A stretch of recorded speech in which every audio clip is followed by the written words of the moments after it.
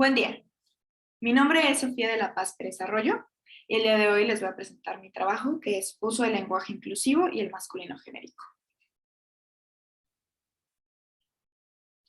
Para comenzar con los antecedentes, pues como ya sabemos, el masculino genérico en el español, en la lengua española, se refiere a que se usan los mismos artículos para referirse tanto al masculino como en general, a todas las personas en general.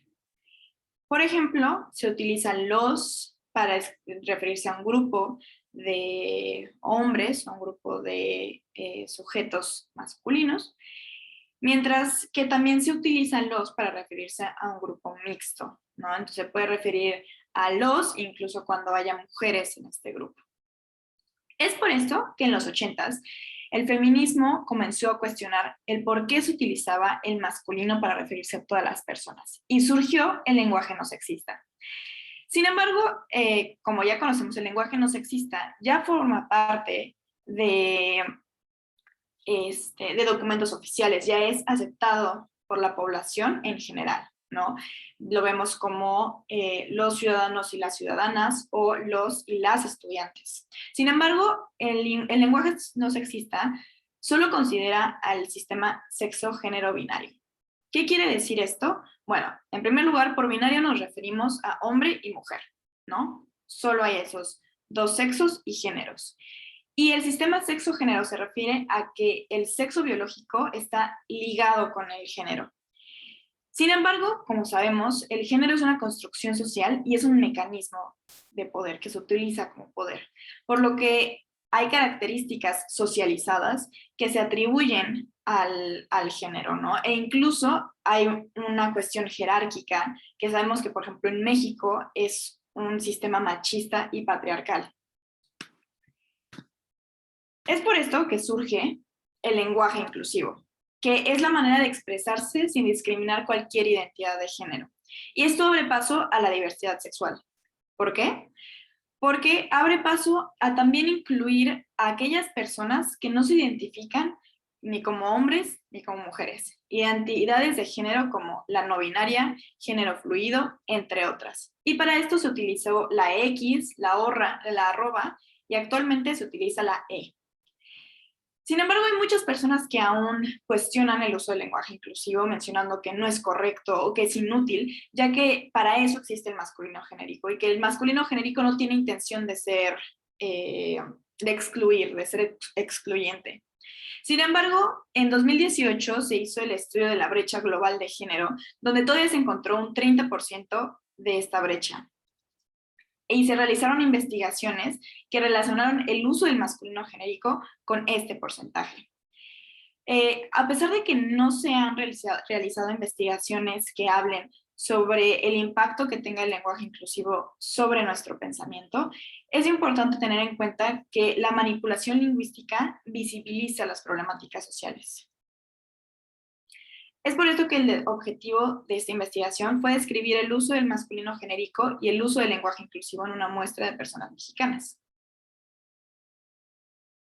Por lo que en cuanto a la metodología, ya mencionamos que nuestra muestra se compuso por 116 personas mexicanas entre los 16 y 76 años, donde la mayoría se identificó como mujeres, después como hombres, por último como no binarias y con género fluido. Se les preguntó en una escala tipo Likert del 1 siendo nada al 5 siendo demasiado, qué tanto usaban el lenguaje inclusivo, donde podemos ver que la mayoría no lo usaba para nada, consideraba que no lo usaba para nada. En cuanto al instrumento, se realizó la escala de uso del lenguaje inclusivo especialmente para esta investigación, la cual consta de 14 reactivos y 2 secciones. La consigna era preguntarles a las personas participantes que leyeran una oración donde había 3 personas involucradas en la oración y tenían que nombrar a estas personas, tenían que escribir 3 nombres. Se dividió en 3 categorías, categoría neutral, de roles de género y de poder. En la neutral podíamos encontrar alumnos y niños, pero se dividía en dos partes, en el uso del masculino genérico y en el uso del lenguaje inclusivo, por lo que había los alumnos, los niños y les alumnas y les niñas. De igual forma, en roles de género con los maestros, los profesores, los científicos y los trabajadores, y les maestres, les profesores, les científicos y les trabajadores. Y por último, los presidentes y les presidentes. En cuanto a los resultados, se codificaron las respuestas de la siguiente manera. Se codificó en 3 nombres masculinos, 3 nombres femeninos, 2 nombres masculinos y 1 femenino, 2 nombres femeninos y 1 masculino, no interpretables y los nulos que no se contaron, ¿no? Al lado podemos ver los ejemplos de cada codificación y en un primer momento pudimos observar que la mayoría de las personas, cuando se tuvo el masculino genérico, usó nombres masculinos o 2 nombres masculinos y 1 femenino, mientras que con el lenguaje inclusivo predominaron los nombres mixtos. Asimismo, se realizó un análisis de chi cuadrada por voluntad de ajuste en cada una de las categorías, donde surgieron diferencias significativas en el uso de los nombres, ¿no? En la codificación, en cada codificación de los nombres utilizados. Aquí podemos ver las chi cuadradas. Y bueno, con la primera categoría, que fue la neutral, podemos ver que alumnos y alumnes, ¿no? Tanto con el masculino genérico como con el lenguaje inclusivo, predominaron los nombres mixtos y los nombres femeninos, ¿no? 2 nombres femeninos y 1 masculino. Sin embargo, ese no fue el mismo caso para niños y niñas, ¿no? Con el uso del masculino genérico hubo una mayoría de utilización de nombres puramente masculinos con niños, mientras que con niñas nuevamente se optaron por usar nombres mixtos. En la segunda categoría de roles de género, tenemos que con maestros y maestres, tanto con el masculino genérico como el lenguaje inclusivo, predominaron nombres mixtos, ¿no? Mientras que con profesores, si bien es más o menos lo mismo, podemos ver que hubo mayor cantidad de nombres masculinos cuando se usó el masculino genérico. El caso fue también para científicos y científiques, tanto con masculino genérico como con lenguaje inclusivo, predominaron los nombres mixtos. Sin embargo, con trabajadores, en la categoría de trabajadores, tanto con lenguaje inclusivo con masculino genérico, predominó el uso de 3 nombres masculinos, ¿no? Sin embargo, podemos observar que con el lenguaje inclusivo esto disminuyó un poco.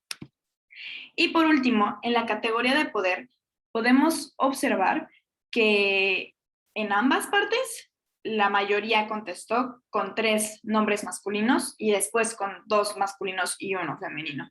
Esto no solo es la situación de la categoría de poder, sino en general la comparación con todas las demás categorías fue la que más las personas participantes usaron nombres masculinos, tanto cuando se les presentó el masculino genérico como con el lenguaje inclusivo. Por lo que de manera de conclusión, pues en un primer lugar sí se observó que hay un descenso de los nombres masculinos cuando hay presencia de lenguaje inclusivo, ¿no? Ese es en primer lugar. Sin embargo, también pudimos ver que el lenguaje se vio influenciado por las categorías de roles de género y de poder, ya que tanto con trabajadores y presidente fue donde más nombres masculinos se utilizaron, ¿no? Por lo que aquí sí podemos hablar sobre cómo esto del género, cómo estas características y esta jerarquización del género se ve reflejada en el lenguaje. También es muy interesante ver que hubo una carencia de nombres femeninos. En ninguna de las categorías hubo en su mayoría 3 nombres femeninos, por lo que se puede cuestionar aún más la calidad inclusiva verdadera del masculino genérico, ya que es claro que hay una falta de representación en el lenguaje. Y por último, se vio que hubo un aumento en nombres no interpretables cuando se presentaba el lenguaje inclusivo. Esto podría ser un intento de escribir, de las personas participantes, por escribir nombres sin género, lo que también podría hablar de que el lenguaje inclusivo abre estas puertas a incluir a todas las personas que forman parte de la diversidad sexual. Y bueno, eso sería todo de mi parte. Muchas gracias por su atención y por su escucha. Y si tienen alguna duda, no duden en enviarme un mail a mi correo que está aquí en pantalla. Hasta luego.